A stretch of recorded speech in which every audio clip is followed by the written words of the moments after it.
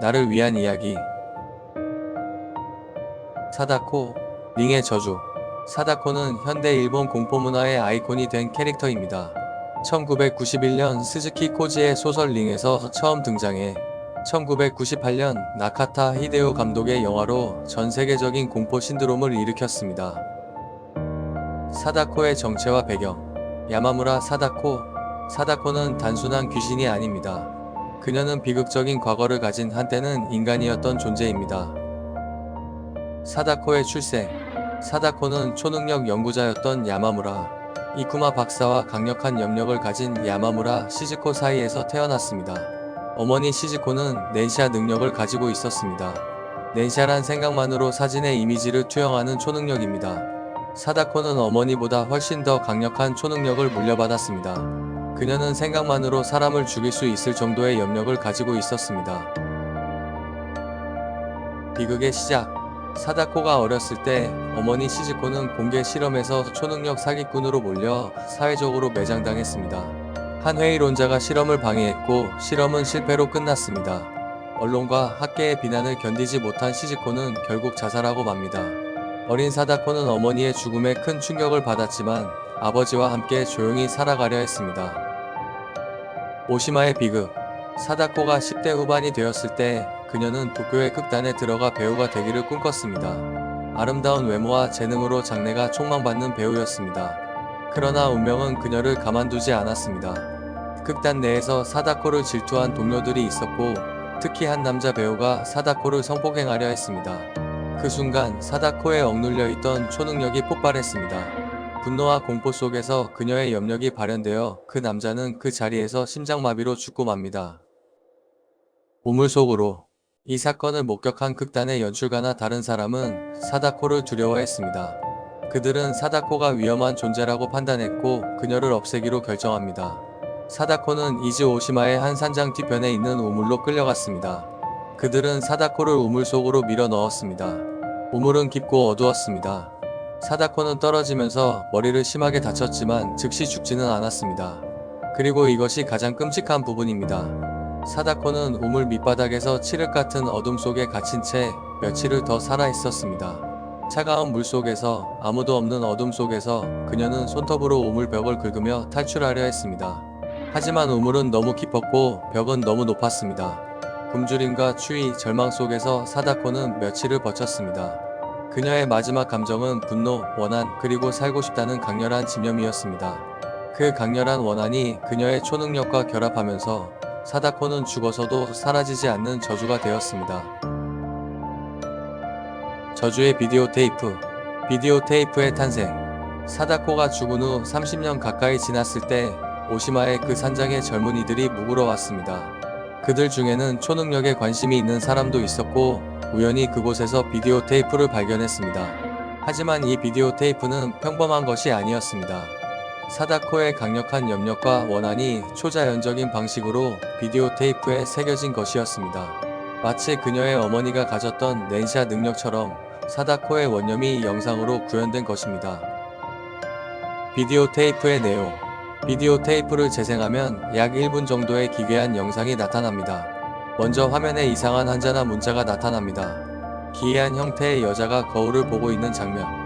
바다와 하늘이 뒤집힌 듯한 초현실적인 풍경. 손톱으로 무언가를 긁는 소리. 정체불명의 남자가 손가락으로 무언가를 가리키는 장면. 마지막으로 우물 속 사다코의 눈이 화면을 응시합니다.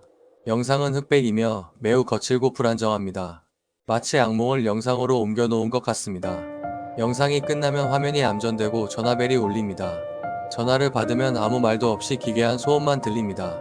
그리고 이 순간부터 7일의 카운트다운이 시작됩니다. 7일 후의 죽음. 비디오 테이프를 본 사람은 정확히 7일 후 똑같은 시간에 죽게 됩니다. 죽음의 방식은 다음과 같습니다. 7일째 되는 날, 희생자가 있는 곳에 TV나 반사되는 표면이 나타납니다. 갑자기 그 화면이나 표면에서 물결이 일어나듯 일렁이기 시작합니다. 그리고 그 속에서 그녀가 나타납니다. 길고 검은 머리로 얼굴을 가린 하얀 옷을 입은 여자, 사다코입니다. 사다코는 화면 밖으로 기어 나옵니다. 그녀의 움직임은 인간의 그것이 아닙니다. 마치 뼈마디가 어긋난 것처럼 부자연스럽게 꿈틀거리며 귀여웁니다. 한번 화면 밖으로 나온 사다코는 희생자를 향해 천천히 다가옵니다. 그녀의 얼굴은 머리카락에 가려져 보이지 않지만 가끔 드러나는 한쪽 눈은 관계와 원한으로 가득 차 있습니다. 희생자는 도망칠 수 없습니다. 문은 잠기고 사다코는 점점 다가옵니다. 사다코가 희생자에게 닿는 순간 희생자는 극도의 공포로 심장이 멈춰 죽게 됩니다. 사체의 얼굴은 형언할 수 없는 공포의 표정으로 일그러져 있습니다. 부검을 해보면 죽음의 원인은 심장마비이지만 의학적으로 설명할 수 없는 죽음입니다. 마치 공포 그 자체로 심장이 멈춘 것 같습니다. 저주를 피하는 방법. 복사의 저주. 주인공 아사카와 카즈유키는 저널리스트로 조카가 이 비디오로 죽자 진상을 파헤치기 시작합니다. 그의 친구이자 초자 연현상 연구자인 다카야마 류지와 함께 조사한 끝에 그들은 사다코의 비극적인 과거를 밝혀냅니다. 그들은 사다코의 육골이 있는 우물을 찾아내고 그녀를 제대로 장사 지내주면 저주가 풀릴 것이라 생각했습니다. 하지만 그것은 함정이었습니다. 7일이 지나고 류지는 죽었지만 아사카와는 살아남았습니다. 아사카와는 왜 자신만 살아남았는지 필사적으로 생각했습니다. 자신은 비디오 테이프를 복사해서 다른 사람에게 보여줬다는 것을 깨달았습니다. 이것이 저주의 진짜 메커니즘이었습니다. 사다코의 원념은 단순히 사람을 죽이는 것이 목적이 아니었습니다. 그녀는 자신의 존재를 영원히 퍼뜨리고 싶었던 것입니다. 마치 바이러스처럼 비디오 테이프를 복사해서 다른 사람에게 보여주면 자신은 저주에서 벗어날 수 있습니다. 하지만 그 대신 다른 사람이 저주를 받게 됩니다. 이것은 끔찍한 딜레마입니다. 살기 위해서는 다른 사람을 죽음으로 내몰아야 합니다. 아사카와는 아들을 구하기 위해 어쩔 수 없이 비디오 테이프를 복사합니다. 그리고 이렇게 저주는 끝없이 퍼져나갑니다. 사다코의 이미지와 공포. 시각적 공포. 사다코는 현대 공포 영화의 가장 상징적인 이미지를 만들어냈습니다. TV에서 기어나오는 장면. 이것은 영화사의 길이 남을 공포 장면입니다. 당시 CG 기술이 발달하지 않았기에 배우가 실제로 몸을 비틀고 기어나오는 연기를 했습니다. 그 부자연스러운 움직임이 오히려 더 섬뜩한 공포를 만들어냈습니다. 사다코가 TV 밖으로 나오는 과정은 이렇습니다. 먼저 손이 화면을 뚫고 나옵니다. 그 손은 TV 테두리를 잡고 몸을 끌어올립니다. 머리카락으로 가려진 얼굴이 나타납니다. 관절이 꺾인 듯한 부자연스러운 자세로 온몸이 빠져나옵니다. TV에서 완전히 나온 후 바닥을 기어서 희생자에게 다가옵니다. 긴 검은 머리. 사다코의 트레이드마크는 얼굴을 완전히 가리는 길고 검은 머리입니다. 이것은 여러 의미를 담고 있습니다.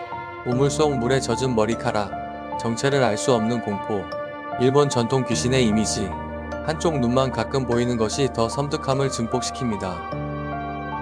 하얀 옷. 사다코가 입은 하얀 옷은 일본 전통 장례 의식에서 입는 옷입니다. 그녀는 제대로 된 장례도 치르지 못한 채 죽었기에 영원히 그 옷을 입고 있는 것입니다. 심리적 공포. 사다코의 공포는 단순히 점프 스케어가 아닙니다. 카운트다운의 공포. 7일이라는 시간은 희생자에게 극도의 심리적 압박을 줍니다. 언제 죽을지 정확히 알고 있다는 것, 그리고 그것을 막을 방법이 없다는 절망감. 피할 수 없는 운명. 사다코의 저주는 어떤 방법으로도 피할 수 없습니다. 거리도 시간도 어떤 물리적 장벽도 소용없습니다. 그녀는 어디에나 나타날 수 있습니다. 도덕적 딜레마. 저주에서 벗어나려면 다른 사람을 희생시켜야 한다는 것. 이것은 생존을 위한 끔찍한 선택을 강요합니다. 사다코의 문화적 영향. 사다코는 1998년 영화 개봉 이후 전 세계적인 공포 아이콘이 되었습니다. 2002년 미국에서 리메이크된 더링으로 할리우드에서도 성공. TV에서 기어나오는 귀신이라는 이미지는 전 세계 공포 문화의 표준이 됩니다. 수많은 패러디와 오마주의 대상. 일본 공포 영화의 황금기를 연 작품. 현대 기술에 대한 공포.